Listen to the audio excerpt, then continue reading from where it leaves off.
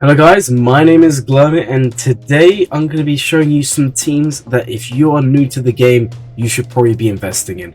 So teams, for example, that you're going to be investing in as a new player is something like the Padme Team. Now you're going to see the lineup here is something that long-term players or people that have been playing a bit longer may disagree on, but if you're a new player, going for a team like this could be very, very beneficial. Now why is that the case? Guys, let me just explain it to you. If you are a new player, you're likely going to have limited resources. So you're going to want to have a good team to begin with. You're not necessarily going to have the time to go out and farm Imperial Troopers or farm other teams which Piet or Vader would leave to. So if you're a new player, by farming Piet and putting him in a Empire team, not only do you have him ready for when you do Imperial Troopers, and he gives massive bonuses to Vader in this lineup. Honestly, very, very good team. And guys, if you saw the recent Territory War streams, you'll know this team also rocks on defense. Again, in terms of being optimal, maybe you want to split these, but we'll kind of talk about some different teams, and this is a very good team to farm. The second team on the list is actually an Iden team. Now, I just put Iden with whatever troopers I felt like selecting, but as long as there's not a lead in her team, you can use whichever Imperial trooper you want. I left Death Trooper out of here just because he is a very hard farm. He's a later Cantina node, and that is something that people struggle with. So I left him out of here. And again, here's the thing, guys. If you are going for Imperial Troopers, you may want to go Iden Troopers and then maybe eventually transition to 2 full Imperial Trooper teams. The issue is, as a new player, you don't want to stretch yourself too thin, but you do still want a decent core amount of teams. And honestly, this team at the top, like we said, it does work on defense, it does work on offense, and then their team below, again, offense or defense, and it utilizes different characters that are much easier to access. Then we have a staple team. Now, unfortunately, with this team, it's kind of obvious, guys, that you're going to need to farm Ewoks for this. I'm not saying that's a good thing. You can run this team without C-3PO, but this is a team that every new player should aspire to have. CLS is one of those weird characters that over time they just seem to get better and better. Currently they're just wrecking every Galactic Legend thanks to Datacron. That may not be something that new players or you guys watching would be able to utilize, but in general play this is a very, very, very strong team that I would recommend almost everyone farms for. Then we have the other way forward, and this is and where I'm going with this is, normally people would say you go down the Padme route or you go down the CLS route as a new player. Now if you go down the CLS route, you're opening yourself up to a Jabba farm, a JML farm, you're even opening yourself up to necessarily just a Jedi Knight Luke farm. This is kind of where CLS takes you.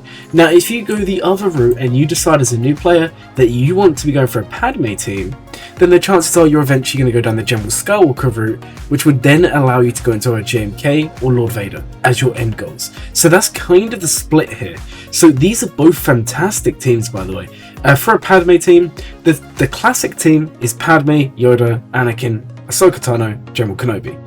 Obviously down the line, a lot of this gets split up, and this is kind of the one weakness compared to the CLS team. Because with a CLS team, you don't really split the team up outside of 3v3, whereas in 5v5, Padme just gets wrecked.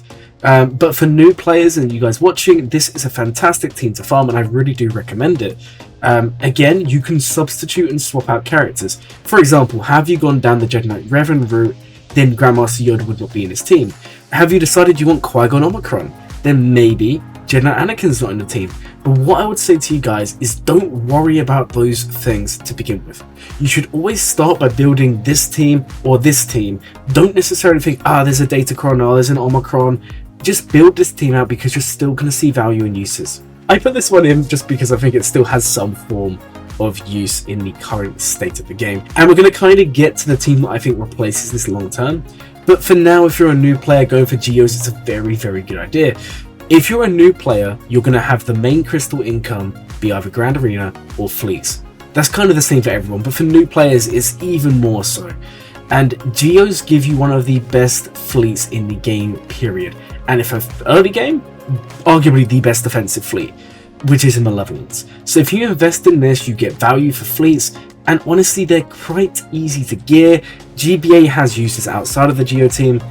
The others, not so much. The issue is if you are planning on just skipping Dark Side Geo, maybe this is not the team you want to go for. But would I recommend you try and do that? Absolutely not. So for new players and those of you watching, I would 100% recommend a Geo Team. Next up, we have one that a lot of you can be like, wow, this is bold, and I'm kind of going out there with this.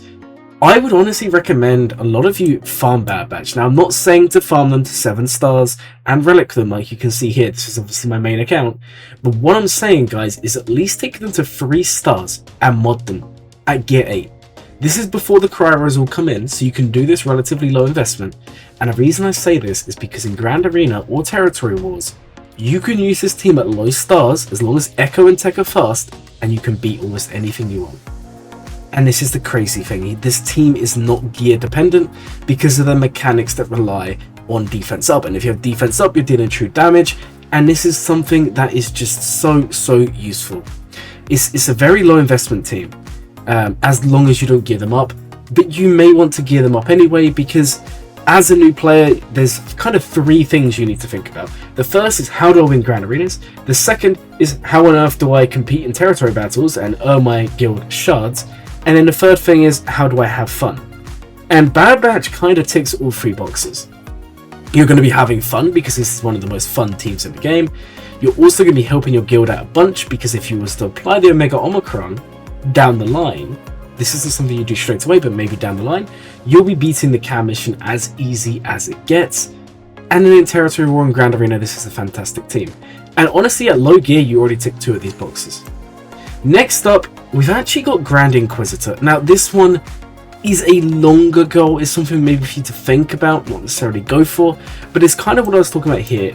Previously, a lot of people, and myself included, would always say go for Geos early, because Geos are going to be a fundamental part of getting into a good guild. And this is still true. But then there's the argument that you need to start thinking about Grand Inquisitor, because he's also filling that same role that Geos have. Now, if you're a brand new player and you've only just started playing, I would probably recommend you don't do this. But if you're someone who's maybe noobish to the game, you've been playing maybe a year or 2 years, you started an alt account, you want to try something new, I would honestly recommend going for this as one of the earlier teams. All the characters are on early nodes. The characters are needed everywhere, guys. They're needed for galactic challenges, they're needed for galactic conquest, they're needed in every aspect of the game, and if you unlock them early, you're going to be reaping the benefits for longer.